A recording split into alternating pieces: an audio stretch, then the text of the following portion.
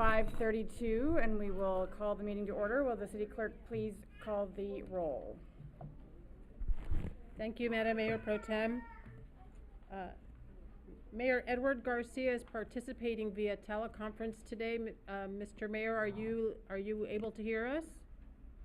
Yes, I'm present via telephone. I can hear you. Thank you. Mayor Pro Tem Kelly Krebs. Here. Presiding over the meeting this evening. Councilmember Jean Goss. Here.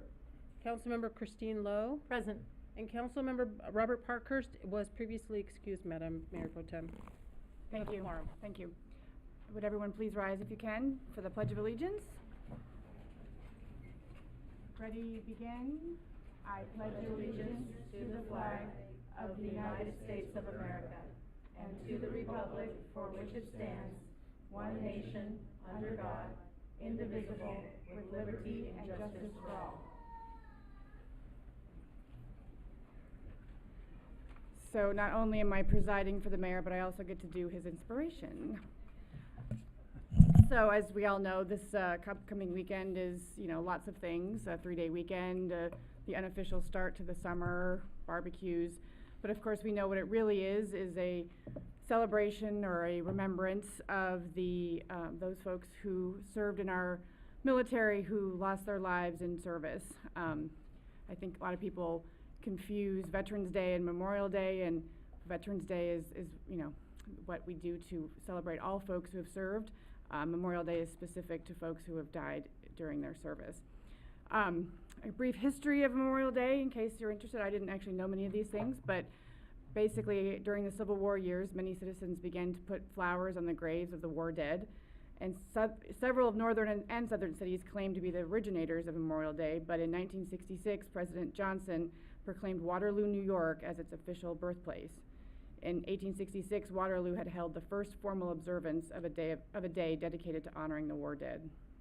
In 1868, a former Civil War general and founder of an organization of war veterans extended the idea by suggesting May 30th as an annual date to remember those who died during the Civil War. It was then called Decoration Day. It is believed that the date was chosen because by that time flowers would be in bloom all over the country. On the first Decoration Day, President Grant presided over a remembrance ceremony at Arlington National Cemetery. There were speeches and tributes, and thousands of war orphans and veterans decorated the graves of the Civil War dead. There were more than 20,000 such graves at Arlington Cemetery alone at that time. By 1900, nearly every state had declared Decoration Day an official holiday.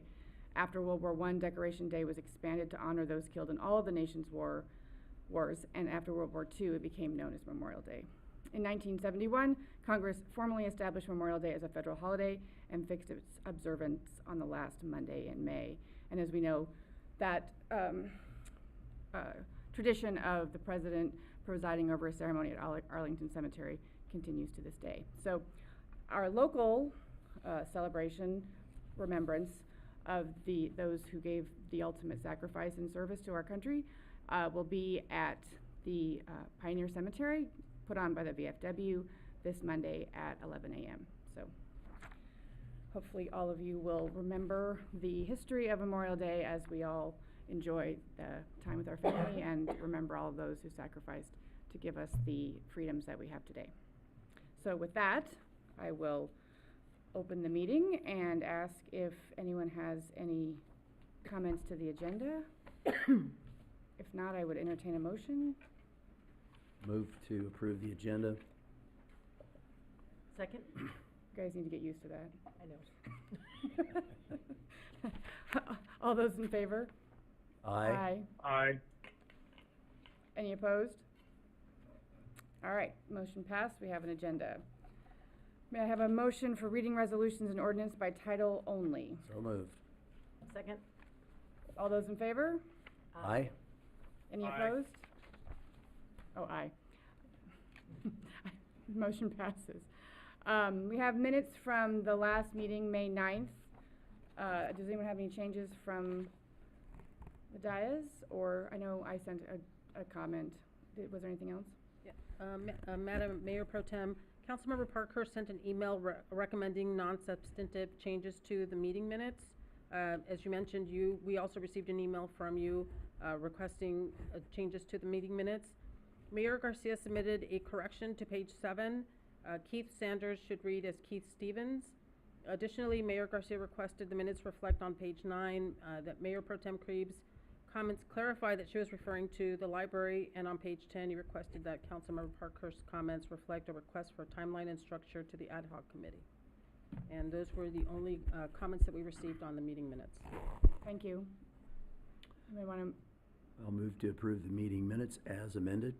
I second that. all those in favor? Aye. Aye. Aye. Any opposed? Minutes approved. All right, so anyone have a report that they would like to give tonight? I do. Sure. Go first, I guess.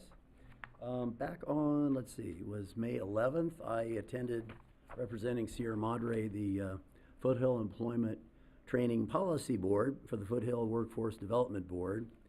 That was the first meeting of the year, and it's kind of a big deal getting the board situated. The Pasadena Council member Tyrone Hampton was elected by the board as unanimously by chair, and yours truly was selected unanimously to be vice chair, so looks like we'll be taking a more active role in that than I had planned. More on that later. The first decision we made was to confirm 6 new members to the Workforce Development Board as representatives of the private sector and non-private sector. Among those, of 6 that I supported, was none other than our former mayor, Rachel Arizmendi, who is now on the board. So congratulations, Rachel. I look forward to working with her. This past Saturday, I attended the Public Works open house at the city yards.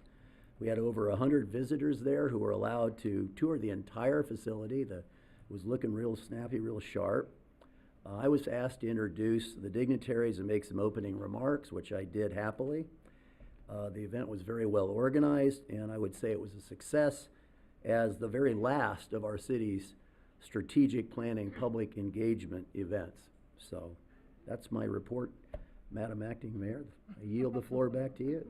Thank you. Councilmember Glow. I as well attended the City Yards event, and it was fantastic. It was the largest jumper I've ever seen in my life. Athens came out with this thing that was like 3 stories high. It was fantastic. It was very educational as well, just to see all the different entities of the utilities that we have in a city like Sierra Madre, which, as I'm learning more and more, is a not the word self-contained, but we have all of our own utilities within our own city, our own services, including fire and city yards with our water. And it was exciting to see all the different reservoirs and all the water that we've had and where all the wells are. And it was really neat to see everyone working together and how they collaborate. So it was really exciting. I also had coffee and bagels with Sierra Madre Fire Department that same morning. And it was interesting to see that I retired, I think, 9 years ago, and the furniture's the same, and the tables are the same, so it's kind of nice, except that it's expanded a lot, so I can see why our needs have been to improve our living quarters for our professional firefighters and our law enforcement next door. So it was a nice time. Oh, I also wanted to report we have a new reserve that's with our Sierra Madre Fire Department that happens to be one of my alumni students from my program in Glendale from my Public Safety Academy. So that was really cool. Great. Mr. Mayor, did you have a report?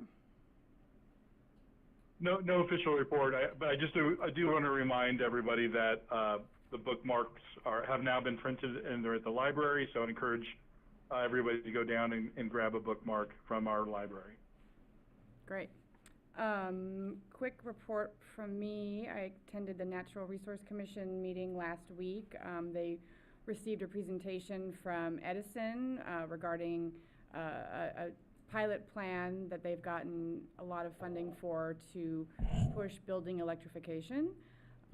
They also were updated about the transportation subcommittee that we created at our last meeting, and were asked to provide a member and an alternate to that subcommittee, and they reviewed the Earth Day program and talked about ways to expand and improve upon that, and it was all around a good meeting.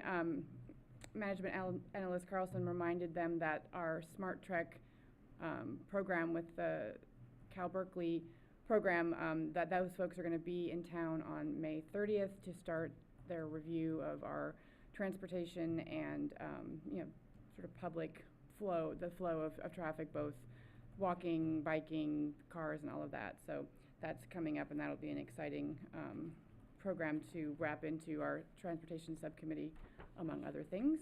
I was also happy to preside over the Older Person of the Year presentation last week at the Hart Park House, and was able to present the award. You may actually see those folks again tonight. Just a few announcements. This Friday, May 26th, and Saturday morning, May 27th, is our exciting Mount Wilson Trail Race events. Friday night is our pasta feed dinner, and bright and early Saturday morning is the race itself. The dinner will be at from 5:30 to 7 at Kirsten Court. There's a $10 per plate cost, but the proceeds benefit search and rescue, so that's a worthy cause.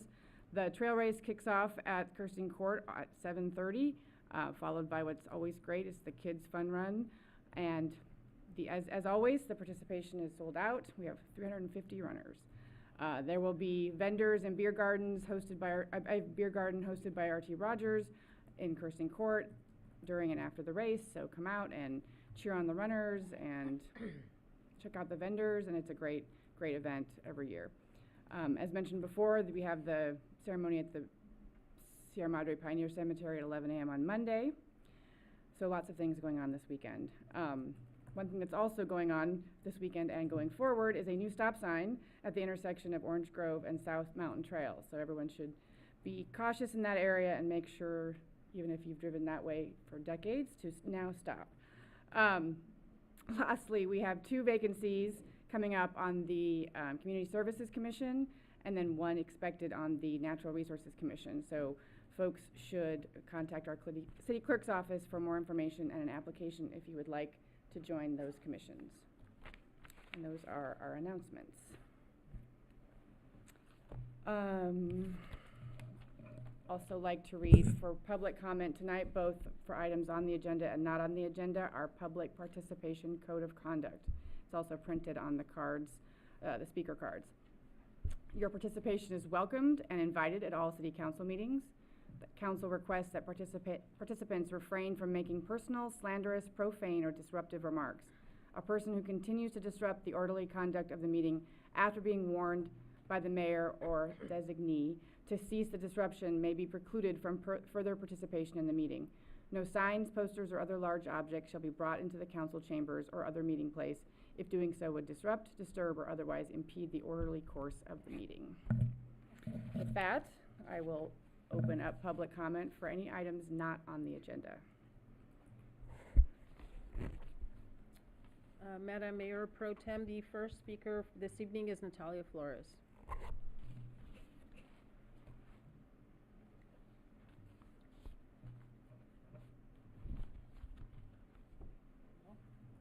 Good evening, honorable members of the council. I am here on behalf of the fire department to discuss 3 of our upcoming events. As part of our Sierra Madre Achieving Resiliency Together program, our first upcoming SMART event is taking place tomorrow night at 6 p.m. in the Hart Park House. Join us for a community workshop for a discussion with your community leaders on increasing the preparedness, action, and resiliency of Sierra Madre. Our workshop will begin with a safety presentation by our Sierra Madre CERT covering emergency action plans, family communication plans, preparing go bags, and evacuating in an emergency. Following CERT's presentation, we will have a panel discussion with Fire Chief Bartlett and community leaders such as James Carlson, Bob Spears, and Pat Alcorn on increasing the wildfire resiliency of Sierra Madre. Our hope is to have an engaging discussion with our community members on how together we can increase the wildfire and social vulnerability of Sierra Madre. We will end with the raffle for the opportunity to win one of 5 available 72-hour 2-person survival kits or a wildfire home defense kit. As a reminder, this workshop is tomorrow night at the Hart Park House at 6 p.m. Our second upcoming event is our Smart Chipper and Green Waste Day taking place on Tuesday, May 30th, where residents living above Grandview Avenue are eligible to receive free curbside vegetation hauling and recycling services. There are currently 5 spots available for this event. Lastly, we are hosting a free sidewalk and CPR community class in collaboration with Code 3 Life on Sunday, June 2nd at 2 p.m., and it will take place at the fire station. All ages are invited to attend. You can register for all of these events at sierramadrefd.eventbrite.com, where we encourage you to follow our page so that you may get automatic updates of all of our upcoming programming. Thank you. Thank you, Ms. Flores. Our next speaker is Mr. David Gordon, please.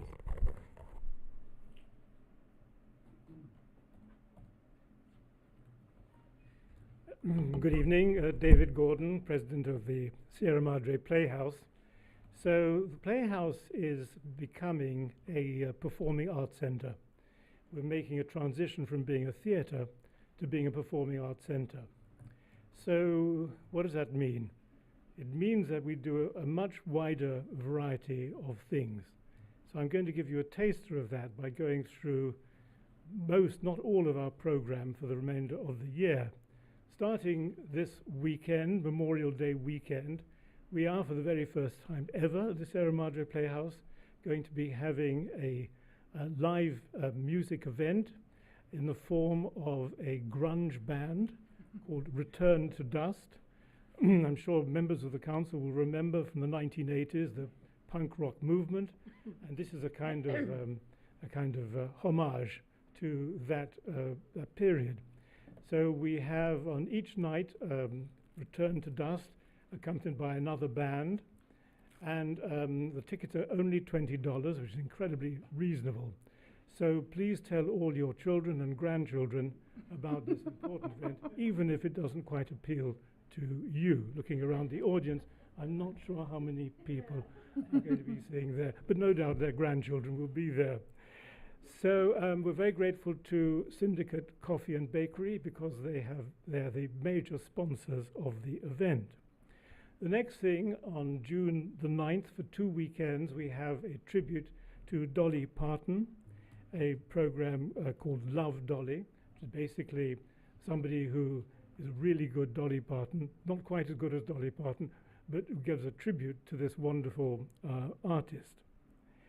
Then we have started doing a series of storytelling evenings, and we are presenting one on June the 12th, and it's called Best of Backstory because we're collaborating with another theatre and using the best of their stories, all at the Playhouse for one evening. It's on a Monday, June the 12th.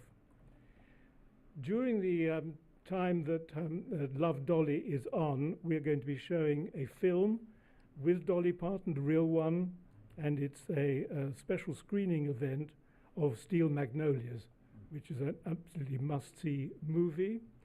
August brings back Mr. Yuniyoshi, that is an Asian American playing Mickey Rooney, who played an Asian American. And then in September, we have our major event of the year, the world premiere of a musical called The Right Is Ours, about the suffragette movement. So that's just a bit of what's going on. We also have the Alison Kalmus Academy doing a summer camp for youth theatre during the month of June. See you at the Sierra Madre Playhouse. Perfect timing. Yes. Can I ask a quick question? The Right is Ours, is that a play? It's a musical. Musical, and it's when? It starts in August, September, beginning of September. Okay, September the 8th. cool, It's on thank for you. a month. Thank you. Thank you, Mr. Gordon. Madam Mayor Pro Tem, the next speaker is Sue Spears.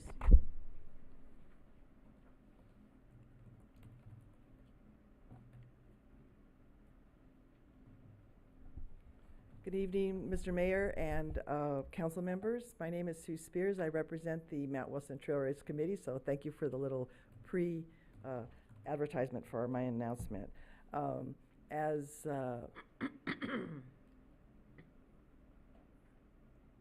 Mayor Pro Tem Krebs announced this Saturday is the Mount Wilson Trail Race. It does start at 7:30, but we are having the vendor booths available starting at 6:30 all the way till noon. So the community is invited to come. There are going to be freebies, so please come and participate in those activities.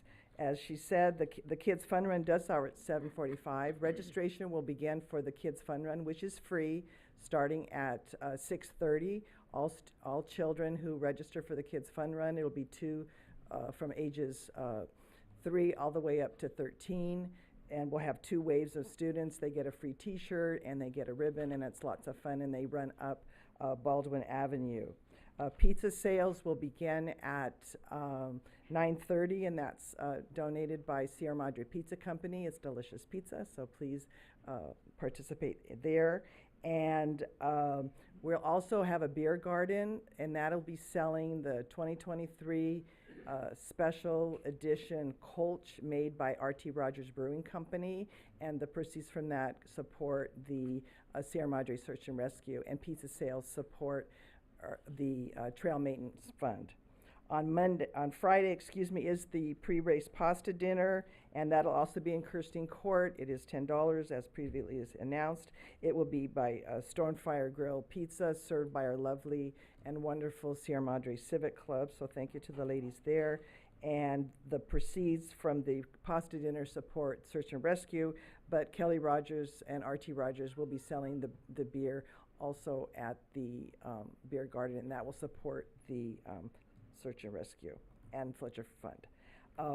The special at the bottle shop, they are selling the 2023 Mount Wilson Trail limited edition Kolsch, and it's in cans. It has the logo of the race. It's really quite lovely, and so we would invite people to do that as be a fun gift. And then at the trail race itself, Heidi Hartman and her team will be selling Mount Wilson Trail Race swag and shirts, so please come by and check that out. So thank you very much. Thank you, Mrs. Spears. Madam, our next speaker is Pat Alcorn.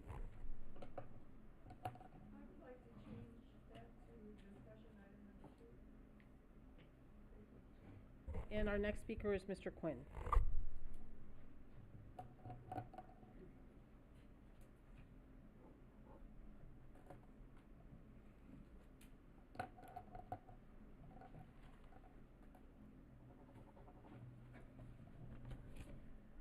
Thank you. I'd like to address the status of 501 Lotus Lane in Sierra Madre. Very unique property that I can't stress enough that it should be preserved. It's been a part of Sierra Madre for 100 years, and it should be preserved. It's a very unique spot, very unique property. But let me give you the status of what's going on at this point. The buyers have had only 11 days of access to the property since they had an accepted offer on 4/10/23 through 4/30 of 23. That's 20 days. They only had access 11. Point number 2, the city then red tagged and yellow tagged the houses. There's 2 small houses on that property on May the 1st. Item 3, the city then red tagged the entire property, including 14.72 acres of on May the 1st, 23. Item number 4, the city then canceled an inspection made by and paid for by the buyers with a structural engineer. That was on May the 17th. The reason? The cities will not allow the buyers on the property. That's unheard of. Next, item number 5, the city then blocked the buyers from going on this property when the structural engineer did the inspection on 5/22/23. Reason? Only the buyer's real estate agent could go on the property with the structural engineer. This structural engineer is an inspector. That's thousands of dollars for that inspection. And there's nowhere in the country where that would be set up. the buyers would normally be there with them so that he could, doesn't necessarily have to be going into the houses themselves, but certainly be on the property. And yet, that's just unheard of. That certainly needs to be addressed by people on this table. Item number, item number 6, the city still hasn't tested the sewer. They are not sure if the property is on sewers, even though the city had charged the current owners for sewer services since 2016. Wow, that's pretty outrageous as well. There's going to be a pretty big "I'm sorry" letter going out to those people if they find out that they've been charged for sewer services since 2016 and the property's never even been on sewers. Now, we've made this request to have this sewer test right from the start. That's from 4:10. Mr. Quinn, can you wrap it up, please? We have a 3-minute limit. Oh, I'm sorry. Okay. And then 7, let's see, the city still hasn't turned on the water to check for that all the water is going into a sewer system. All right. I'd like to give you my number, 323-705-7006. I would really appreciate if the people at this table will step in and do what needs to be done here to be fairness for everybody. Thank you for your time. Thank you, Mr. Quinn. Madam Mayor Pro Tem, the city clerk's office did not receive any emails regarding items not on the agenda, and there are no other speaker cards at this time. Thank you. This evening we have 3 presentations before we take up our business. The first is a presentation in recognition of the Civic Club. So if one of our Civic Club representatives would come to the dais, or the podium rather.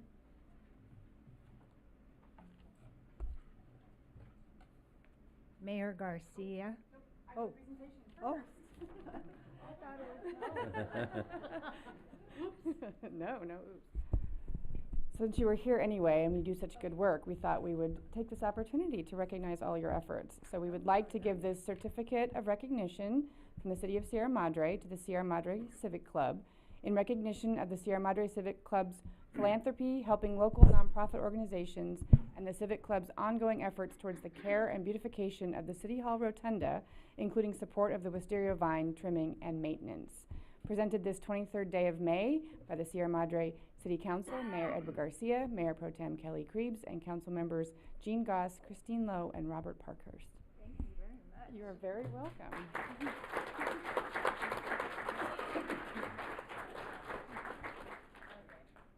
That was a surprise. Nice surprise. I thought I was on. Now you're on. Now I'm on. Okay, thank you very much. Mayor Garcia, Mayor Pro Tem, and council members, I am Jerry Wright, and I am president of the Sierra Madre Civic Club for 1 more week. We're getting ready. Sierra Madre Civic Club is glad to be here again tonight in the council chambers to present checks to 13 nonprofit or not-for-profit agencies or projects that provide services to the people of Sierra Madre and the surrounding communities. There you go, Jerry. Yeah. Each project was considered for a grant after applying through a sponsoring club member. Club members then voted on all the submitted projects to be considered. These requests come from our local valued organizations whose various projects are not currently funded by the city or otherwise. Thanks to the hard work of club members through our fundraising efforts, this year we were able to donate $15,500 to these worthy organizations and projects, as well as $5,000 in scholarships to 5 senior high school seniors. I'll now call on Nancy Beckham, who is our philanthropy chairman, to announce the recipients of these grants. Thank you. Philanthropic endeavors are a major interest of the Sierra Madre Civic Club. Each year, members of this organization conduct a variety of fundraisers in order to financially support community organizations and projects. The first criteria to qualify for these funds falls into the not-for-profit or non-profit status of the organization that provides services that are easily accessible and benefit both adult or youth population of Sierra Madre. Some organizations and projects are ongoing, while others are a one-time only situation. The second criteria is the project supports the preservation of Sierra Madre's historical landmarks and treasures. Although many organizations submit their applications that meet the requirements, this year 13 were accepted by the membership when we voted to fund them this year. We are here this evening to present each of them with their grants. We ask that someone from each organization come forward to accept our grant that will benefit your organization or project. We also request that after all the recipients have received their grant, that they join us outside the City Hall in the Rotunda area under the wisteria vine for a picture for the local paper. Please hold your applause until all recipients have received their grants. Thank you. I'm now going to turn my back to you, not because I don't like you, but because I need to talk to them. Just make sure you speak into the mic if you can. Pardon? Try to speak into the mic if you can, so maybe stand to the side. I have a loud enough voice. No, but it's for the recording. Okay. So I can hear Ms. Beckham. Thank you. Oh, and also so Mayor can Oh, hear. Mr. Garcia. Our first organization is CERT. Is Pat Alcorn here?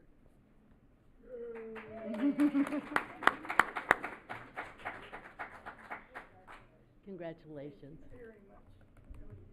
I know how hard these counts work. She is a member of the Civic Club. The Convalescent Aid Society, I believe Project Manager Rex, I'm sorry if I kill your name. Oh, he's not here, but you are. Welcome.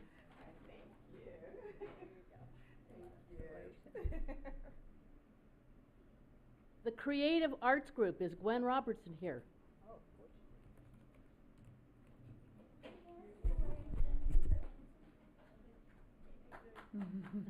Fletcher Fund, is Sue Spears here? Thought I saw you a minute ago. Thank you so much. Helping Hands Community Food Bank, is Jim Yang here? Good evening, Mr. Yang. Funny situation, maybe I should go to the other side. Yeah, maybe All we'll right. switch. How about if we switch okay. this time? Okay, the Post Office Landscape Project Group. The Spears are well represented. As always. Reading is Fundamental, the Pasadena chapter. I believe Susan McCarthy is the president. Thank you for coming this evening. Reading is fundamental. Thank you for this. The Sierra Madre Civic Club Beautification Committee is, anyone here for us? Would you like to do this? What I don't think people realize is the Civic Club took on this project in 2016, and we continue to work with the vine outside the City Hall and have it cut and trimmed, and we raise funds every year in order to continue that process. The Sierra Madre Elementary School PTA. Is it Angel Ting? Maybe not. I'll give it to her. The Sierra Madre Playhouse.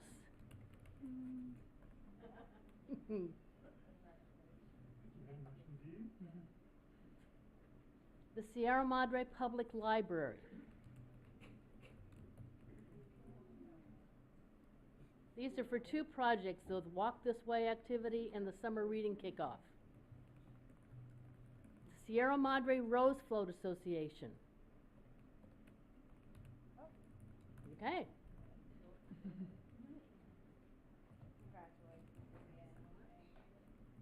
And last but not least, the Sierra Madre Wildlife Sanctuary City Organization. The request to print the Sierra Madre Wildlife Sanctuary City Coloring and Activity Book is Luella Hood here. If you now could all join me in a round of applause for these.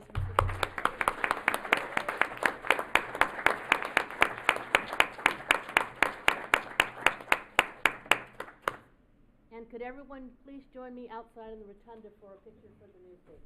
How about a round of applause for our Civic Club and the great work that they do?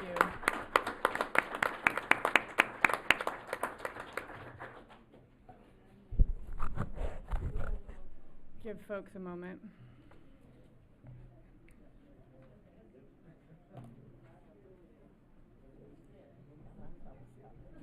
Mhm.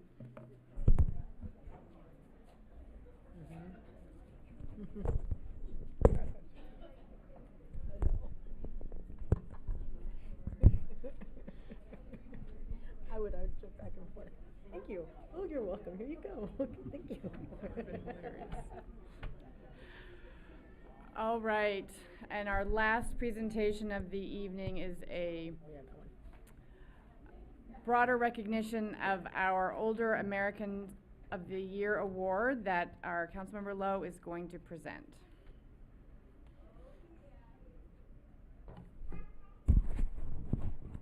Hello, everybody. Our Older Citizens American of the Year award this year went to Nina and Clem Bartoli. Very well earned. They have been members of our city for so long and been a part of almost every single group, I think, in town, if both of you, if not one of you. So I just wanted to say thank you for everything you've done. Just a little bit of history. Nina moved to Sierra Madre and moved up to the canyon in the 1940s when she was 3 years old. She and Clem got married in 1960 and then moved to their home now on Grove Avenue, right near Bailey Canyon, where they have raised their two amazing daughters and now have their, yes, little Sonny over there is their grandson, great-grandson. They also have two granddaughters that are around town too, you'll see. So the Bartoli family's been a part of Sierra Madre for so long. They've been a part of the publicity and public relations group for the Sierra Madre Rose Float, secretary of the Lions Club. This is all for Clem. Committee member of the first 4th of July parade in Sierra Madre. Thank you so much. It's going strong. The Parks and Recreation Commission, and then, of course, Planning Commissioner, as well as Mayor, 3 different terms. So thank you so much, Clem. There's other many accolades that you've helped serve and start the Sierra Madre Community Foundation, which is also an integral part of our city. Thank you. And Nina has been the secretary of the Sierra Madre Rose Float Association. She has also volunteered with Sierra Madre Historical and Preservation Society, Friends of the Library, Commissioner of Senior Community Commission, and the Priscillas, which is one of the oldest civic groups in all of Sierra Madre. So thank you. I'd like to present this recognition certificate from the City of Sierra Madre. Whereas the City of Sierra Madre celebrates how we honor our nationals, senior citizens whose lifetimes of hard work, public service, devotion to family, and commitment to community have laid the foundation for the country we are today. And whereas Sierra Madre includes a growing number of older Americans who contribute their time, wisdom, experience to our community, and people of all ages, abilities, cultures, and backgrounds for the opportunity to participate and live independently. And whereas Sierra Madre recognizes the importance to create a community that offers the services and support older adults may need to make choices about how they age. The Sierra Madre City Council urges every resident to celebrate our older citizens, help to create an inclusive society, and accept the challenges of flexible thinking around aging. Therefore, the City Council of Sierra Madre does hereby proclaim Clem and Nina Bartoli as the Sierra Madre Older Americans for 2023. Presented this day in May 2023 from Mayor Edward Garcia, Mayor Pro Tem Kelly Krebs, Council members Jean Goss, Robert Parkhurst, and myself, Christine Lowe.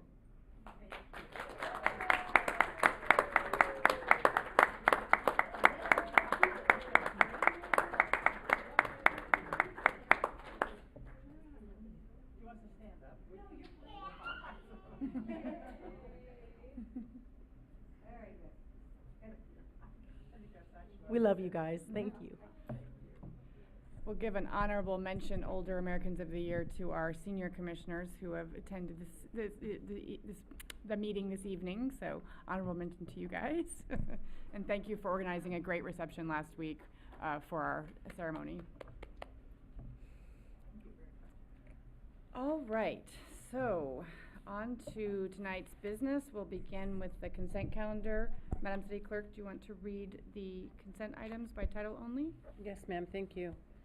This evening, the City Council is being asked to consider 5 items on the consent calendar. Consent item A is consideration of Resolution 23-39, approving certain demands. The recommendation is for the City Council to approve this resolution. The second item is the City Treasurer's Report. This is for the quarter ending March 31st, 2023. It is recommended that the City Council receive and file the Treasurer's Report. It should be noted that City Treasurer Mike Mario is available for questions should the City Council have any.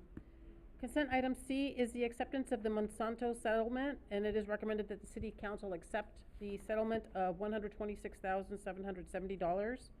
Consent item D is consideration of Resolution 23-36, establishing the annual special taxes for Community Facilities District Number 1 and annual assessments for East Bonita Avenue sewer improvement and East Miramonte Avenue sewer improvement and levying of special taxes and assessments for the fiscal year 2023 and 2024. The staff's recommendation is for the City Council to approve this resolution. And lastly, consent item E is the cost-sharing agreement for the May 9, 2023 Sierra Madre Special Municipal Election, and it is recommended that the City Council approve the cost-sharing agreement between the City of Sierra Madre and New Urban West, NUI. Thank you, Madam Mayor Pro Tem. That concludes my report. Thank you. So we'll take each of our consent items just down the line to see if there's any questions from anyone here or on the phone. Anyone have any questions on consent item A, which is the warrants? No. I just have one overarching question, maybe for either Madam City Clerk or Mr. City Attorney. The resolutions that were prepared for this meeting were prepared for the mayor's signature. Do we need to do anything to amend that as part of the vote, or are we just going to amend that as part of, or are you going to wait for the mayor to come back and sign those? The resolutions will have been changed to reflect you presiding over the meeting, so they will request your signature on them. Okay, and we don't need to do anything with respect to the resolutions as we pass them? Okay. So item B, which is the treasurer's report. No question, but I'll note that our city treasurer is now the hometown hero city treasurer, so. Item C, which is the Monsanto settlement acceptance. Item D, which is the annual special taxes for Community Facilities District 1 and assessment for Bonita Avenue sewer improvement.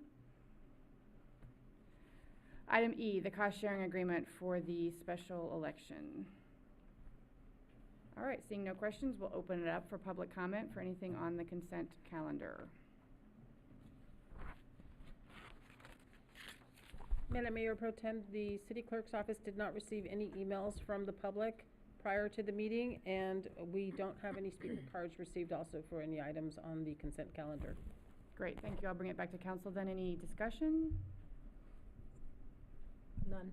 All right, then I will Mayor Pro Tem, I just, as I generally do, I'd just like to applaud our city treasurer and hometown hero, Michael Mario, for continuing to create these bond ladders and treasuries, getting life returns on our treasuries. And it's just great to see that he continues that program, and I'm proud of him, and he's under the radar, and just want to applaud him on all his work. kudos, of course. Yeah, I'd like to add my voice to that, Mr. Mayor. And also, I had some comments about the cost-sharing agreement, but I'm going to hold off on them until we get to the later issue where we're certifying the election. So your questions on the agreement won't impede the vote on the consent calendar? No, Okay. no. All right, so then I would entertain a motion to approve the consent calendar. I move to approve the consent calendar. Second. All those in favor? Aye. Aye. Aye. Any opposed? Motion passes. All right, so we move on to the first of our three public hearings. Consideration of Resolution 23-40, approving a general plan amendment 23-01 to include a link to the local hazard mitigation plan in the safety element. Is there any questions from, we have a report? Yes. Please. Good evening, honorable members of the council. Your first public hearing item for this evening is your consideration to approve Resolution 23-40, approving General Plan Amendment 23-01 to update the safety element of the general plan to include a link directly to the local hazard mitigation plan. Currently, the City of Sierra Madre's local hazard mitigation plan is not in compliance with Assembly Bill number 2040, known as AB 2140, excuse me. To satisfy AB 2140, the safety element of the general plan must be updated to include language specific to the LHMP that directs the reader to its online location. Passed in 2006, AB 2140 prohibits the state share for any eligible project from exceeding the 75% of total state eligible costs, unless the city has adopted a local hazard mitigation plan and is included and specified as part of the safety element of its general plan, in which then the legislature may provide for a state share of local costs that exceeds the 75% of total state eligible costs. General Plan Amendment 23-01 would place Sierra Madre as AB 2140 compliant and eligible to be considered for part or all of its local share costs on eligible public assistance funding to be provided by state through the California Disaster Assistance Act.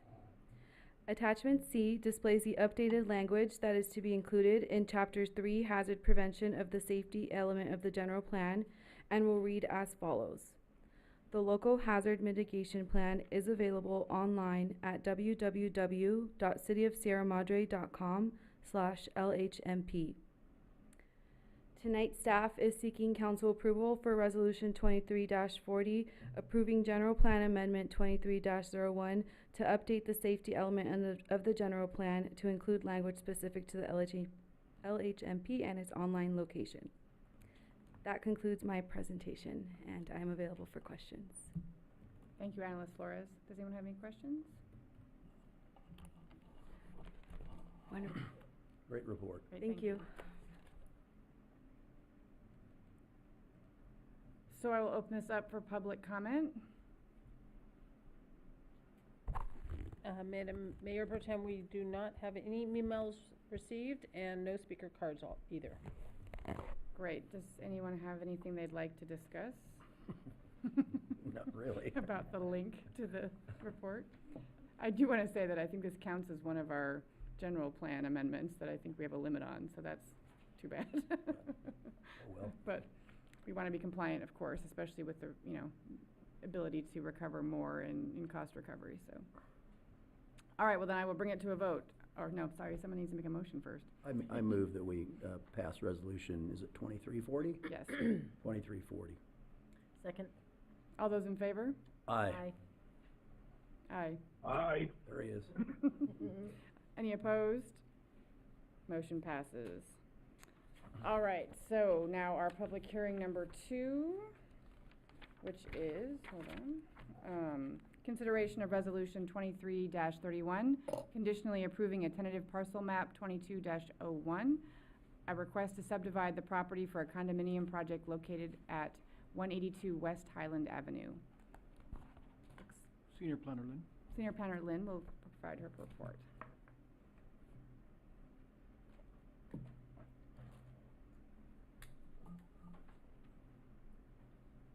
Good evening, Mayor, Mayor Pro Tem, and members of the council.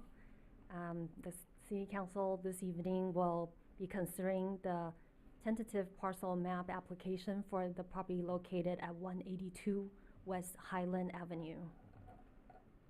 The property is located on the south side of the West Highland Avenue, between Auburn and Hermosa Avenue. Right across is the Sierra Madre Elementary School, and right next to the Highland Muse project. Applicant has provided site elevations that you can see across the elementary school, and the bottom right and the bottom left you can see the intersection at Hermosa Avenue. On the top to the left is the R3 multifamily development, and to the right is the Highland Muse project. The parcel measures 11,904 square feet in the R3 multifamily residential zone, and it is designated as a residential high-density use on our general plan. The property is surrounded by multifamily residential and institutional uses. The applicant is requesting to subdivide the airspace of the existing parcel for a 3-unit condominium project. Pursuant to the municipal code, the city council shall hold a public hearing on the tentative parcel map within 30 days after the filing of the recommendation from the Planning Commission. By resolution, the Planning Commission held a public hearing and recommended approval of the tentative parcel map to the City Council at its meeting on the May 4th. I'd like to mention that this project qualifies for the Housing Accountability Act, where the housing project consists of more than one residential unit. A discretionary review will not be applicable to this project. This housing development also qualifies for the Class 15 and Class 3 categorical exemptions for minor land division and for a new construction under the California Environmental Quality Act. This is the existing site plan. The lot is approximately 62 feet by 192 feet.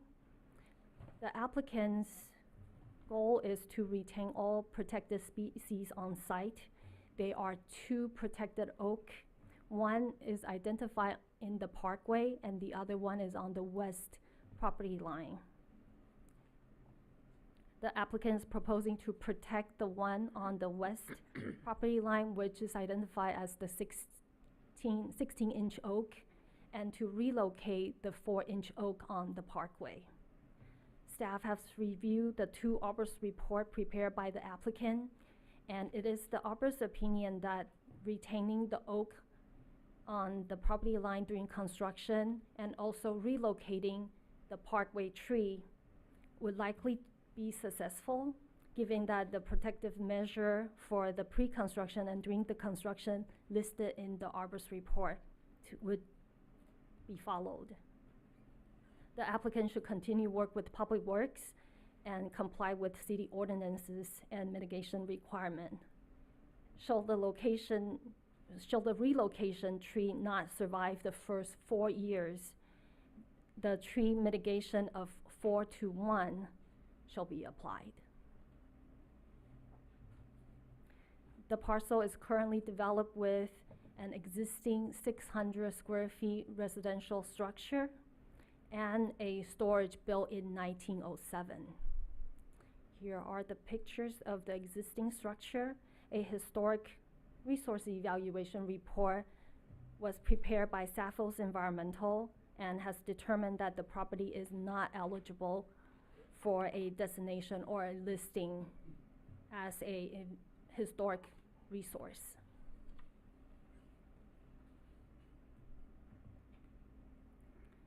The tentative parcel map here shows that the subdivision is consistent with our general plan. It continues the existing pattern of the multifamily residential use. The condominium contemplate the land in joint ownership without alteration to the physical dimension of the parcel. The tentative parcel map also demonstrate that the infill development is physically suitable for the 3-unit with a density less than 13 units per acre. The proposed development is a fully co-compliant project. It's a fully co-compliant project. The map shows that each dwelling is developed in compliance with zoning and development standards that provide adequate access to the Highland Avenue with a 23-foot wide driveway. The parcel demonstrates that the subdivision does not conflict with any public utility or any easement. The conceptual grading and drainage plan shows that the site elevation change is approximately 10 feet from the north to the south. The area drain sump pump are located to the south of the property, and the stormwater catch basin is located under the driveway. The complete project will comply with the low impact development ordinance. This is the proposed site plan, shows that the rectangular lot is physically suitable for the type of development. The proposed improvement is not likely to cause any substantial environmental damage or public health problem as they remain in residential use. The design proposed open space for private and common areas. Each unit are required to provide 500 square feet of open space, and the applicant has provided exceeding that amount. The vehicular access from Highland demonstrates that the driveway is in compliance with the fire marshal's requirement, and also provides a large setback for the mature oak tree. Each unit are in 3 separate buildings oriented from the north to south with 18 feet to 21 feet building separation. Here is the rendering from the street-facing elevation. The proposed project is designed in a modern farmhouse architectural style. The design incorporates A-frame pitch gable roof, vertical siding, cover front porch, and lots of windows. The rendering shows that the style fits in well with the Highland Muse project next door. This is the perspective from the west, looking from the Highland Muse project.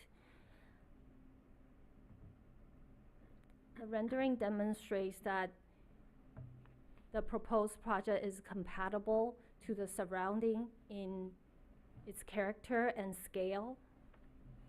The white color and the charcoal texture roof are consistent with the modern farmhouse architectural style. The application has also been reviewed by the Planning and Public Works Director, Fire Chief, Fire Marshal, Police Captain, and City Engineers. Their comments are either incorporated into the design or included in the conditions of approval. Findings have to be made in order for you to approve the project. These findings are in the packet for you to make a decision.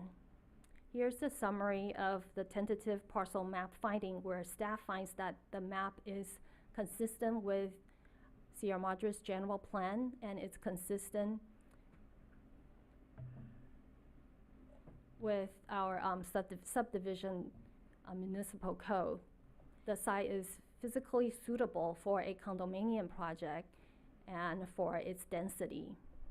It is not likely to cause any substantial environmental damage or propose any threat to the fish or wildlife habitat. The design of the subdivision is not likely to cause any serious public health problem, and the design of the subdivision do not conflict with any public utility or access easement. Furthermore, the proposed project creates an opportunity for the city to increase the net number of the residential unit, contributing to the city's obligation to satisfy the regional housing need allocation of a market rate housing. Even though it's only 3 units, we are doing what we can, doing our part to allow for housing options to all members of our community, contributing to the housing production necessary to address the California housing crisis. Lastly, the Housing Accountability Act applies to the project. If this is a housing development project that the City Council finds will not have a significant, quantifiable direct and unavoidable impact on the public health or safety, then grounds for disapproval may not be made upon this basis, nor shall the project be conditioned to require development at a lower density. Alternative before the City Council this evening is to adopt the City Council Resolution 23-31, or approve with modification, or deny the request, citing findings that City Council cannot make and the basis for rejecting those findings, or continue the project and provide directions to the staff and the applicant. That concludes my report, and the architect is in the audience. If you have any questions for the applicant, or the staff will take any questions that you may have. Thank you, Senior Planner Lynn, for a very comprehensive report. Does anybody have any questions? Not at this time. I just had one question about the designation of condominium. Seemed odd to me when I saw that in the title, but then opened and looked at the renderings, and they really are single-family homes. So I just wondered if that's a specific designation for purposes of state housing laws, or it just seemed like what you wouldn't expect as a condominium. Yeah, usually you see condominium with common shared walls, but this is the preference from the applicant that they would like to hold the parcel in one and divide the airspace only, instead of dividing the actual parcel itself into three.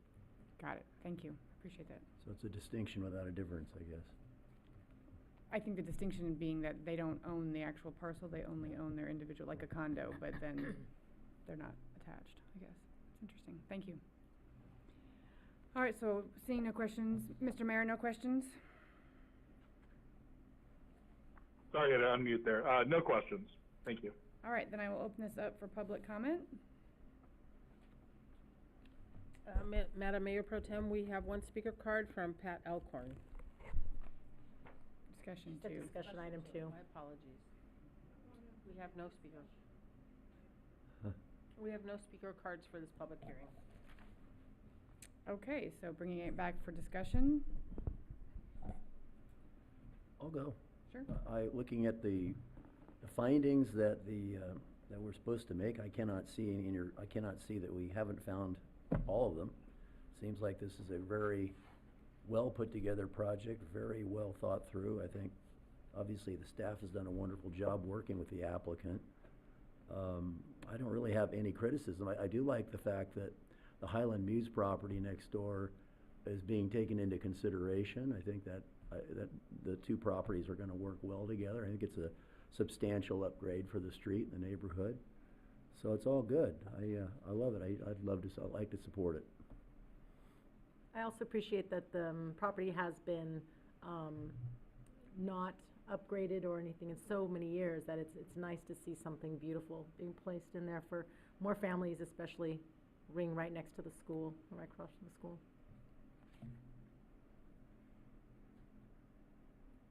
Mr. Mayor? Yeah, I'm of like mind of the council members. I think the report was comprehensive. The arborist reports were comprehensive. I'm happy to see that the trimming of the limb on the oak tree is actually going to help the structural integrity of the tree, because that. So I was happy to hear that tree is going to potentially thrive more than it currently is. So I'm appreciative of Planning Commission and all their work, and Planner Lynn for the presentation. Yeah, I don't have much else to add, although I will say that I also appreciate that we are adding to our arena numbers. So that's obviously a net 2 additional housing units in town. So that's always nice to be able to show that, show that progress. So I will entertain a motion on this matter.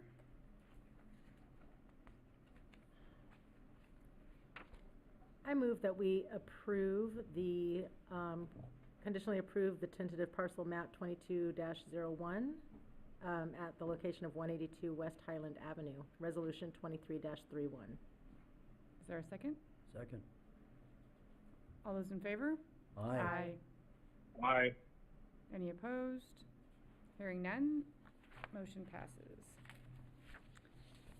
Now on to our third public hearing, consideration of resolution 23-34, designating the Osgood House as a historic cultural landmark to be included in the Sierra Madre Register of Designated Historic Landmarks for the property located at 615, 617, and 619 West Montecito, and consideration of resolution 23-35, approving a Mills Act contract for the restoration and rehabilitation of the Osgood House located still at 615, 617, and 619 West Montecito Avenue.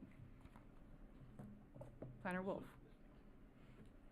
Thank you. Good evening, Honorable Mayor and members of the City Council. Tonight, the City Council will be holding a hearing for the historic designation of the Osgood House as well as its Mills Act contract. The project is located at 615 through 619 West Montecito Avenue. This is one singular property, which is an existing legal multifamily dwelling, although it does have a land use of residential low density and a zone of single-family residential. The lot size is 17,508 square feet. It was originally built in 1910 and later through 1928. Here's a little more close-up of the property. I've kind of delineated here where 617 is. The 617 is the original. Then later on, 617 being the original 1910 structure. Then in 1923, 615 at the rear, it was built detached. Then in 1924, a wooden garage was built. That's all the way at the back of the property. And in 1928, a portion of 617 was converted along with a minor addition to it to create 619. Then much later in 1998, a pergola was constructed attached to 617, which now carries a wisteria vine.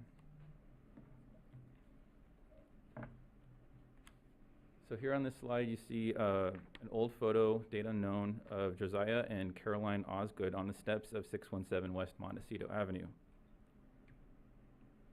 Josiah is there on the left, and Caroline is there on the right.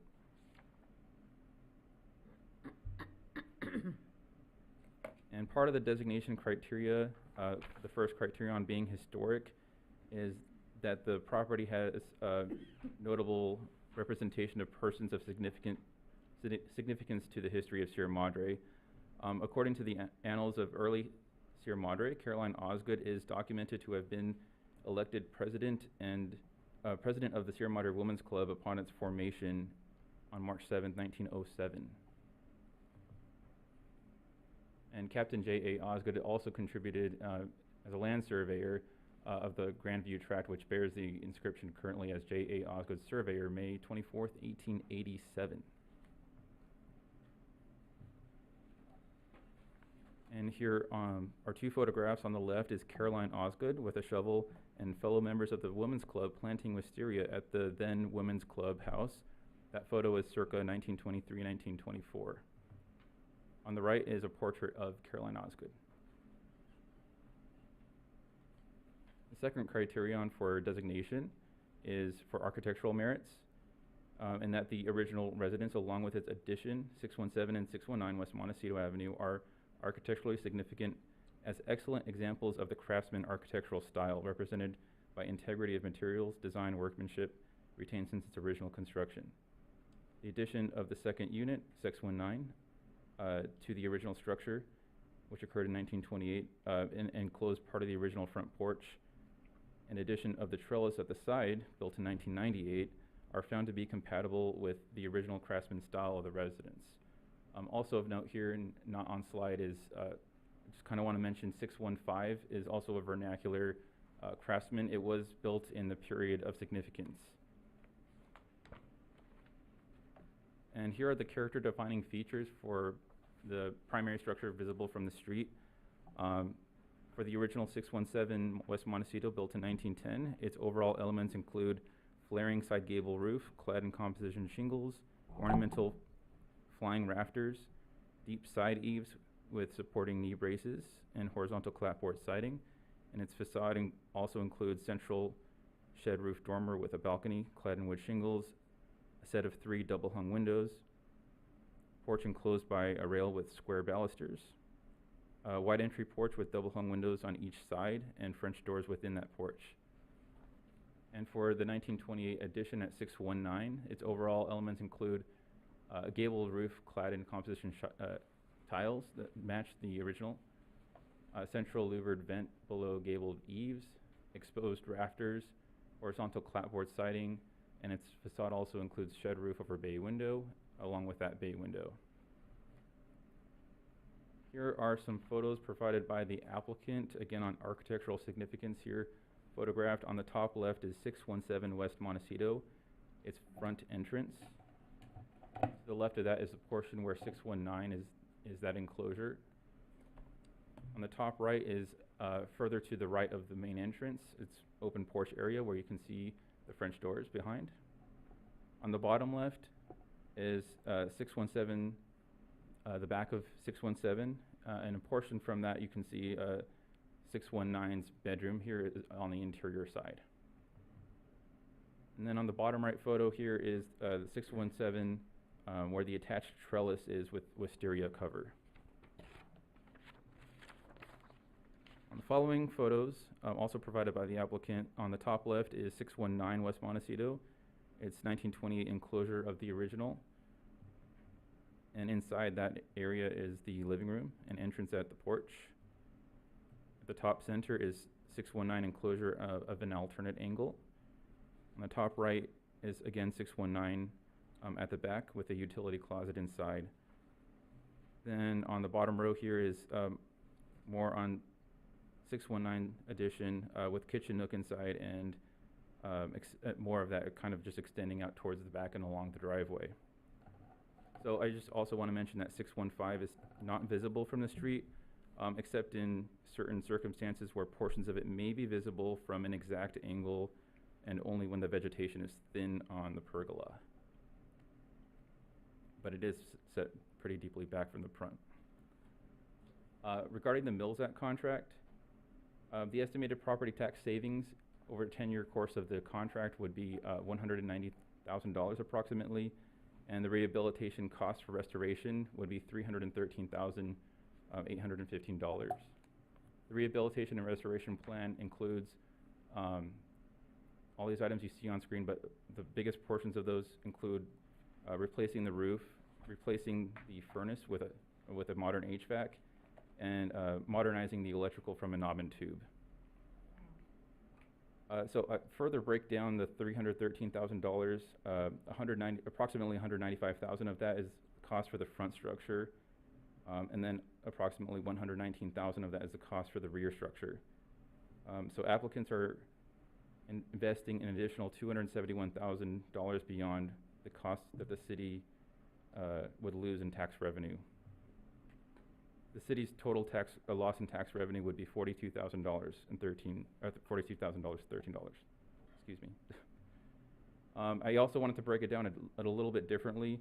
From $313,000, approximately $196,000 of that is exterior work, and approximately $118,000 of that is systems-related work, which is, for example, HVAC and electrical upgrades. So the alternatives before the City Council tonight are to adopt City Council Resolution 23-34 and 23-35 as presented. It approves both the request for historic designation as well as approval of the Mills Act contract. Second option would be to continue the public hearing and consideration while approving the historic designation, its continuance of Mills Act contract. The third option is to deny either one.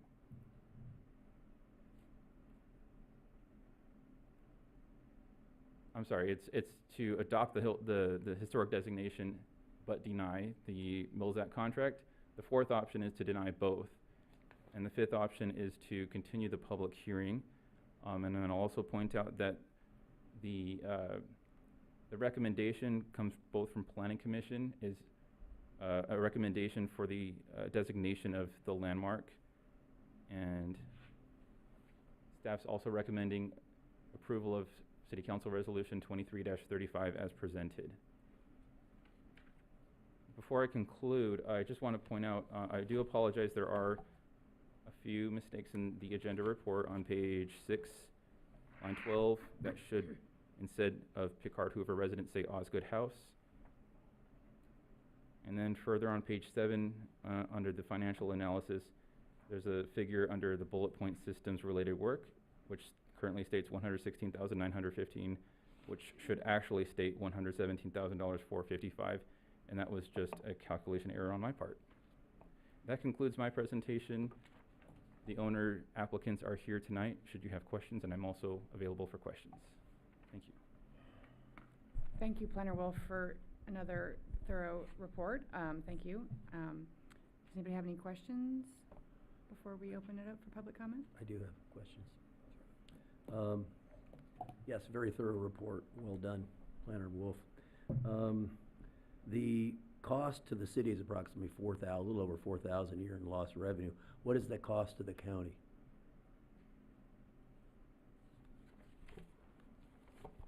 Excuse me one moment.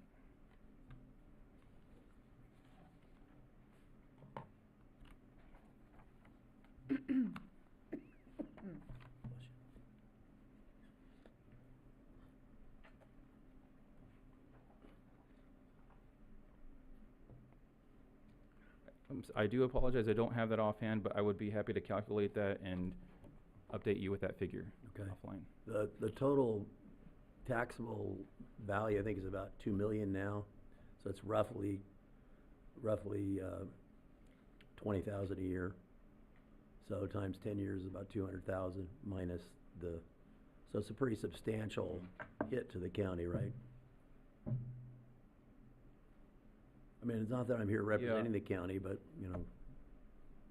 So approximately 1.2%, so let me see. Now, it was 23,779, I believe. So in the current situation, it would be That's current. about $17,000 per year. Yeah. And I noticed that you did a worksheet for rental for the 615 building, though it's not presently being rented.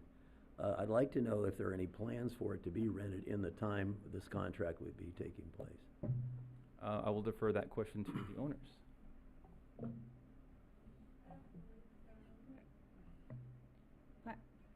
You can either approach the mic, or Planner Wolf, you can actually, if you want to just Relay the message, relay what they said. Yes, so it sounds like they've stated that they do not plan on renting out the property. Okay, all right, that's fine. My father currently is living in the back with us. I see, okay, cool. Thank you. Anything else, That's it, Councilmember Gross? that's all I have. Councilmember Lowe? Nope. Mr. Mayor? Yes, thank you. Thank you, Planner Wolf. Great presentation. I just have a couple questions. You know, since I've been on the council since 2020, the end of 2020, we've seen a couple Mills Act contracts, but I don't know that I've seen a historic cultural landmark come before us. I know the Planning Commission is recommending that. Is it general, or have we seen the application for the landmark designation, which is a requirement for the Mills Act, consecutive come before the council before, or is this the first time? Thank you for the question, Mayor. This would be the second time this council has seen a concurrent application for historic designation and Mills Act, and the last one was for the property at 500 North Mitchell-Linda, the Picard Hoover residence. Okay, yeah, I recall that one. Okay, and another question: do both criterion need to be met, or just one, just A or B, in order to be historical designation? For historical designation, only one criteria need to be met, and typically for Mills Act, it's usually the case where criterion B is met to approve a Mills Act. Okay, now moving to the Mills Act portion, you know, looking through the comprehensive report with all the great photos and everything, you know, we see outbuildings such as sheds and garages with no knowledge of when these things were built. A pretty big chunk is a restoration of those. And we're also seeing the HVAC systems. You know, I just want to wrap my head around,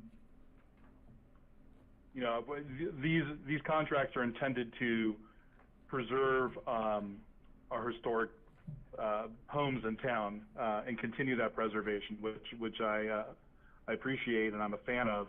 But I want to make sure that, you know, if these are things that are necessary anyway, such as HVAC and maybe some buildings that aren't historic, such as the outbuildings, has the Planning Commission weighed in on this, or are we the first body that's seeing this? Thank you for the question, Mayor. When it was brought to Planning Commission, staff's recommendation was just on the designation for 617 and 619, but the Planning Commission did find upon that the construction of 615 was done in the period of significance, that it also be included. It was not contemplated on the improvements to the garage or the other outbuildings. However, regardless of that, if we were to factor out the cost for the outbuildings, the cost would still outweigh the tax savings. I'm sorry, could you repeat that last statement? I couldn't quite hear that. So factoring out the costs of the outbuildings, the cost still of the remaining buildings for the primary residences would still outweigh the tax benefit the owners would receive. Okay. Thank you. I think that's all my questions. I think you answered my question, which was just, I couldn't quite tell if we were looking at designation for just 617 and 619, because it did seem like there weren't the same type of findings for 615, but presumably we'd have to do some sort of lot split to break out the property tax designation of one of these buildings versus the others, and I don't think that's what's being asked. So I think the proposal would be that all three of the addressed buildings would be part of the designation. Is that correct? That would be correct. I think it would just be a point of order on the historic designation that staff's original recommendation for 617 and 619 be part of the record, although the Mills Act contract would affect the property as a whole. Thank you. Before we move to public comment, one thing because we did this in the last historic designation of Mills Act property request, I just wanted to see if any of the council wanted to declare any ex parte communications, if they, I don't know if anybody visited the site or spoke with the applicant. I went by the site today from the street but never talked to anyone. I live somewhat down the street. I drive by it every day, and my friends did live there 15 years ago, so I've visited, but not in 15 years. Nothing to disclose. Great, neither do I. Okay, so let's open it up for public comment. Any speaker cards, Madam City Clerk? Madam, there were no speaker cards received for this public hearing. All right, so I will bring it back to council for discussion. Anybody want to start? It seems like the street, the west section of Montecito has a lot of the homes are built around that same era. It's obviously and they look very similar in style, and the garage and the little outhouses look the same as even my house has the same garage style. I appreciate the work that the residents are putting into it, and the owner putting into it, because it's really, even the fence line is fantastic. So it really does mimic the earthy feel of all the craftsman style homes of the 1920s. So I appreciate it. Okay. Sorry. No Parkhurst here tonight. Mayor's in the mountains. I think it's obvious that it qualifies as a historical landmark for sure. I will support that. I think I can support the idea of the Mills Act contract if I knew that this isn't going to be an income producing property in the next 10 years. I didn't hear that. I heard that maybe. But if you can derive $8,000 a month of income, that gives you the capacity to do a lot of these upgrades to the property. And it would mean that we wouldn't be subsidizing, taxpayers wouldn't have to subsidize it. So if I could get a more definitive statement, I would be more open to that. Otherwise, I'd like to listen to my colleagues, maybe they can persuade me. I'm on the edge here because I want to support the historical preservation. I think that's a high value, I think, in our community, certainly one I share, so I'm gonna zip it and listen for a minute. I believe the savings was even outweighing just the plain value. So when they were doing the calculations, the cost of doing the restorations, the HVAC, and trust me, it's difficult. I mean, Yeah. looking at the plans at the stages they have to do, the windows alone and even the HVAC, you can't even put ducting in, like a normal home that's built in the 1950s. So the ducting looks like lots of spots, because there's no attic spots in some areas when I was looking at it. And that outweighs, even if they did have a rental, it would still outweigh the cost to restore the home than we're saving them, if that makes sense. And it looks like, if I did a little bit of research on the side too, just now, that it was reassessed for this purpose maybe in the last year, because the previous taxes were significantly less. So that means with the upgrades, that would while we are not saving the county or ourselves any more than would have been if they didn't do any upgrades and it wasn't reassessed. So if it just stayed the way it was and we didn't do anything, they wouldn't be paying an extra amount of taxes because it wouldn't be reassessed. This has caused a reassessment, if that makes sense to you. I think so. Yeah. I mean, when we look at any kind of subsidization, we have to think about what's in the public interest, obviously, but there are a lot of ways that cuts. I mean, the public interest is in getting the revenue from this over the next 10 years too, that we're losing, which is pretty significant. And, you know, we can't just blow off the county just because we don't represent them. I mean, taxpayers in the county are also being affected as well, so I feel a kind of responsibility to them kind of as well. What I meant to express was that this Mills Act application, historical designation application, changed that amount of tax dollars that would have gone to the state, to the county. Is that true? Yes, because right here it says last year's taxes were 4,000 something, and this year's are 23,000. So therefore, it was reassessed. Yeah, it was reassessed. Could we have the applicant come up and address that? I can make a few comments to maybe help. So we purchased the house. So when we purchased the house, it was reassessed. Right. So that's what you're seeing.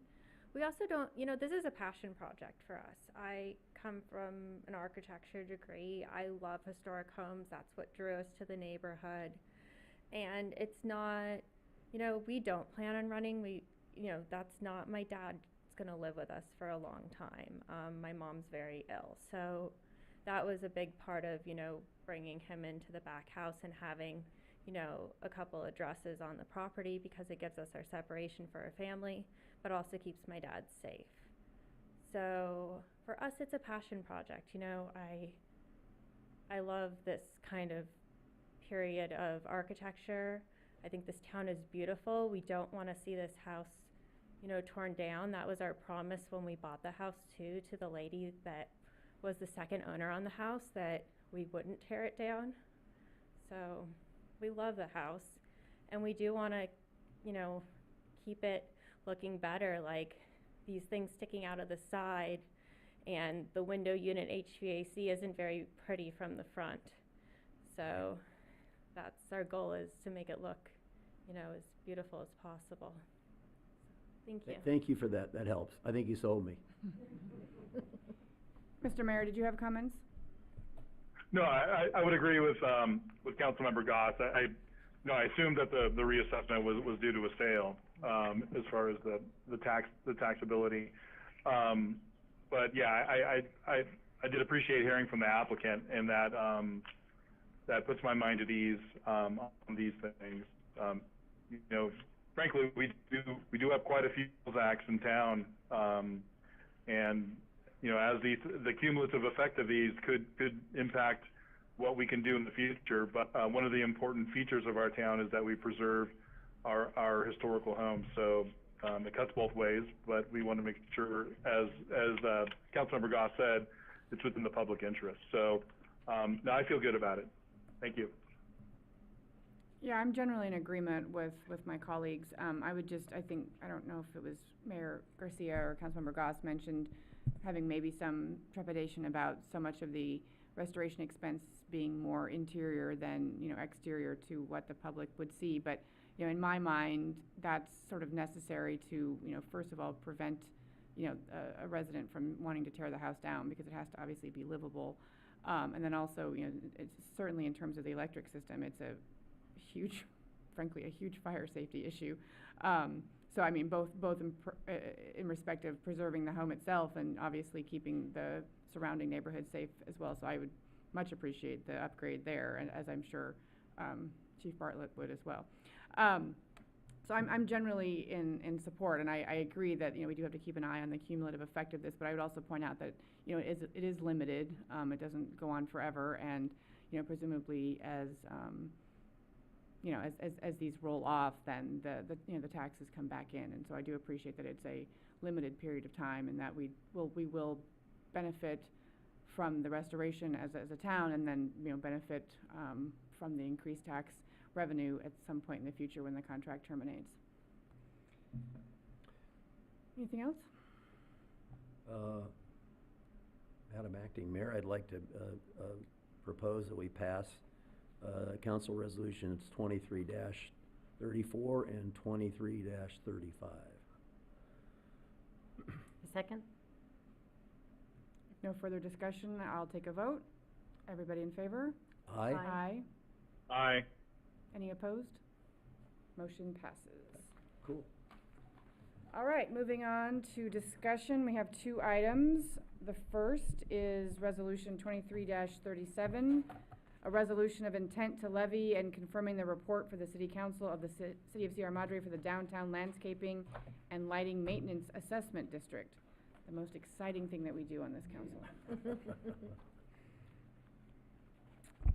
Good evening, Honorable Mayor and members of the City Council. Tonight, the City Council is asked to consider approval of the annual engineer's report and declare the intention to confirm the engineer's report for the Downtown Landscaping and Lighting Maintenance District and set the assessments for fiscal year 2023-2024 and set a public hearing date for June 13th, 2023 to take public comment, confirm the assessments, and order the levy for the district. The City of Sierra Madre has established the Downtown Landscape and Lighting Maintenance District to replace the city's 4 previous special assessment districts, which previously funded various services and improvements. The improvements include parking, lighting, landscaping, and associated maintenance within the city's downtown business district. The city collects assessments associated with the benefits on a biannual basis in conjunction with the Los Angeles County property tax collections in April and November of each year. The Landscaping and Lighting Act of 1972 requires that the City Council adopt a resolution initiating proceedings, resolution of intention, and a resolution confirming the assessment and ordering the levy. In addition, a public hearing is required at the time of adoption of the resolution confirming the assessment and ordering the levy. Tonight, it is recommended that the City Council confirms the engineer's report and set June 13th, 2023 as a date for a public hearing on the matter of the Downtown Landscaping and Lighting Maintenance Assessment District for the fiscal year commencing July 1st, 2023 and ending June 30th, 2024, and adopt Resolution 23-37. I am happy to answer any questions you may have, and Director Semino is here to answer questions as well. Thank you, Management Intern Norwood. Does the council have any questions? I did not. Mr. Mayor? Sorry to unmute. No questions. Thank you. I actually did have a question. I just wondered if the rates that the engineer proposed in his report, how they compared to the prior rate. That's, so, and then a related question that I know that there was a phasing in over time of what we were going to charge. I think it was going to be 0 and then half and then 100%. And I'm just wondering sort of where in that cycle we are. Thank you for that question, and I'm sorry Jenna isn't briefed too much on the engineer report.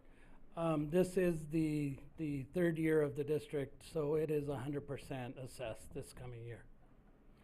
And the numbers haven't changed from when we initiated the program. Okay, great, thank you. Seeing no more questions from the council, I'll open this up for public comment. Madam, there were no emails received on the topic and no speaker cards either.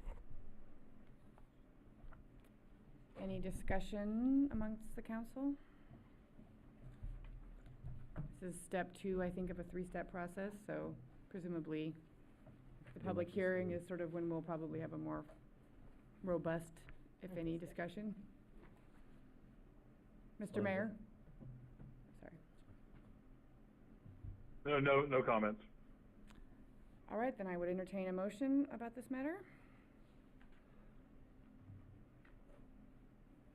I make a motion that we move the resolution 2337 with intent to levy and confirming the report for the City Council of the City of Sierra Madre for the Downtown Landscaping Light and Maintenance Assessment District towards public comment on, when was the public comment date? June 13th? Yes. June 13th. Do I have a second? Second. All those in favor? Aye. Aye. Aye. Aye. Any opposed?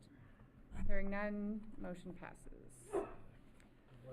All right, our second discussion item, Resolution 23-41, a resolution reciting the facts of the special municipal election held on May 9th, 2023, declaring the result and such matters as provided by law.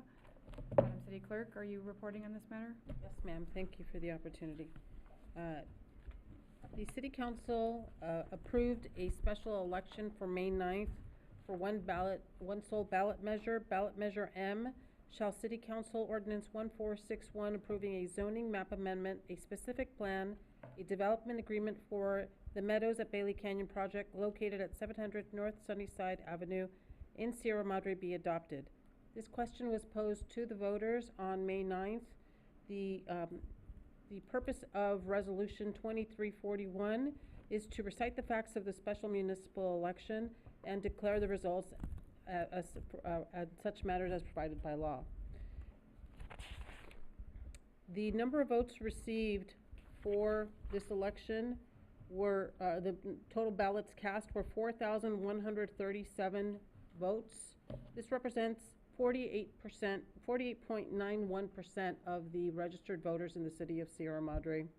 These numbers were made available to the city by the county clerk's office late Friday and will be uploaded to reflect we're uploaded on the county clerk's website and will be uploaded onto the city's website. The vote by mail ballots that were received were 3,438, which represents 83.10% of the ballots that were cast. And the ballots that were cast at the one vote center located at the Bank of America building at 350 West Sierra Madre Boulevard were 699 votes. The votes cast in favor of and supporting yes were 2,252 votes, which represent 54.48% of the ballots that were cast.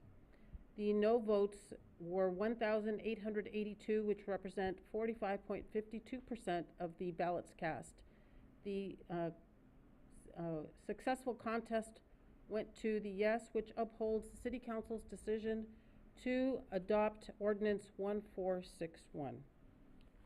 Madam Mayor Pro Tem, this concludes my report. City staff is asking the City Council to consider adoption of Resolution 23-41. Thank you, Madam City Clerk. Anybody have any questions? I do not. That was very thorough. Mr. Mayor? No questions, thank you. All right, so we will open this up for Ms. Alcorn's public comment. We've been waiting all night for it. Now. Mayor Garcia, Mayor Pro Tem Krebs, and Council, I'm Pat Alcorn. I've worked on more elections than I can count, and of course there's always a glitch here and there, but our city clerks have done a wonderful job in making sure that everything is above board and fair. But I have to say this election season was one for the books. Not only has our city clerk had one major election, but within 6 months had to do another. That was no easy task. Thank you, City Clerk Laura Aguilar, for your hard work and very professional job in conducting this month's special election. Coming right after November's election, you had scant time to prepare for another. Your decision to have election officials at the open polls from out of the city was a wise one. Having to contend with some blatantly ignored election rules was troubling, with some of them was ignoring the election rules was troubling. But your expertise and guidance on all sides was admirable, and we want to thank you for that. Again, thank you, City Clerk Laura Aguilar, for a task well done. Sierra Madre is really fortunate to have you in Sierra Madre. Thank you, Mrs. Alcorn. Yay. So, anyone have anything they'd like to say before we head to a vote? I did have just one comment. I'm glad it's over, and I did want to compliment you and the rest of the staff that was involved with this. That was really, given all the other things going on, really a curveball thrown at you to have to put together a special election. I wish that we didn't have to spend the net $200,000 on it, but I suppose that's probably a dime worth spent to get closure on the issue for our people. You know, democracy requires that, so all good. I'm just so happy that everything's done, and I appreciate all the work all of you have put in. The whole city staff has had to get together and work on this issue for so long now. So thank you for all the hard work you guys do. And the hard work you guys all do, and we all do. Planning Commission and all of us too. Mr. Mayor? Yeah, thank you. I'd like to echo those comments. We have an excellent staff, and by the way, this was during a budget season. By the way, we don't do a normal budget in our city. We do the zero-based budgeting, which takes a lot more work than just saying, hey, you get a 5% increase every year. So, and our Madam City Clerk is also our Deputy City Manager. So she and her staff worked very hard on this while budget season is ongoing, amongst other things. And I just want to applaud our citizens for turning out in such high numbers for a special election with one item on it. They really got out and voted. So I'm really proud of the city for paying attention to the issues and voting. Very important to exercise that right. So I applaud our staff and our citizens on a job well done. Yeah, the mayor made the point that I was going to make, which is I thought turnout was astounding, especially the things that the mayor said, plus the fact that it was in May, which is not a normal sort of voting season time, even for primary elections. So I really am glad that it shows how much participation we have in this town, and that trickles down into all of the awards and service organizations from tonight. That's all part and parcel of the participation in this town. And I also appreciate that from a issue standpoint, having that level of turnout hopefully feels like there was sufficient interest and decision making so that folks can accept the results being of a solid majority of the folks in the city, and we can kind of move on and maybe start to heal some of the rifts that were created by this issue over many years, really, but certainly over this last 2 elections. So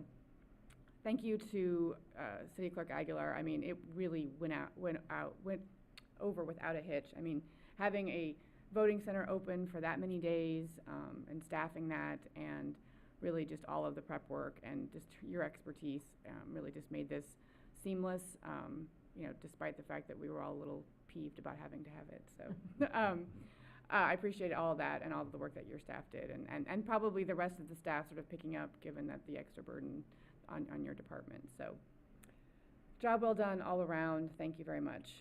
So I'm happy to call for a motion on this resolution. Okay, well, I'll,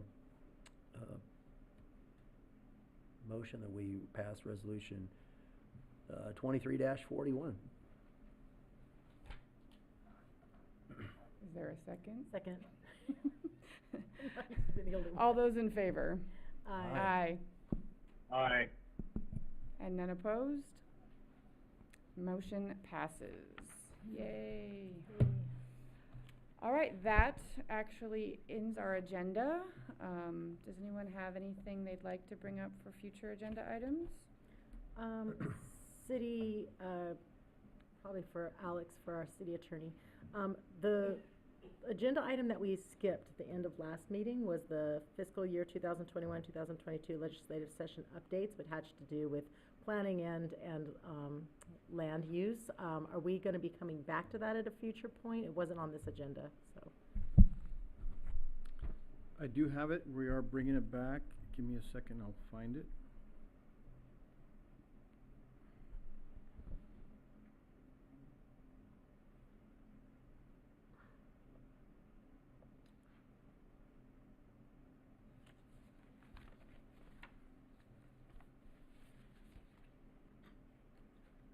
One second.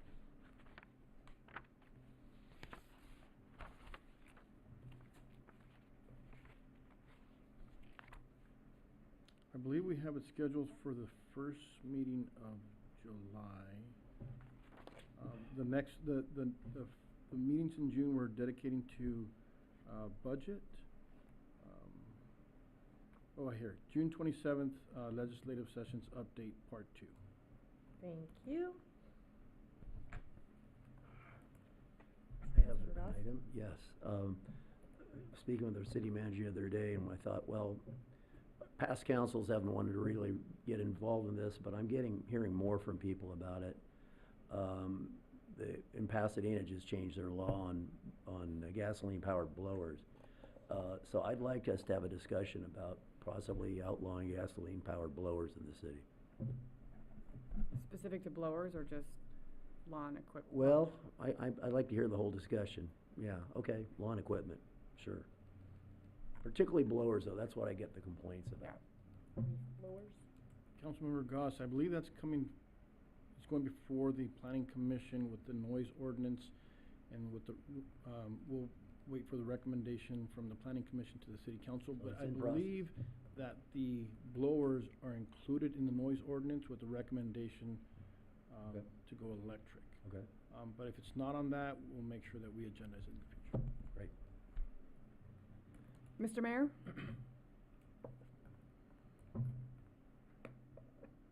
Do you have any items, Mayor Pro Tem? Why, you want the last word?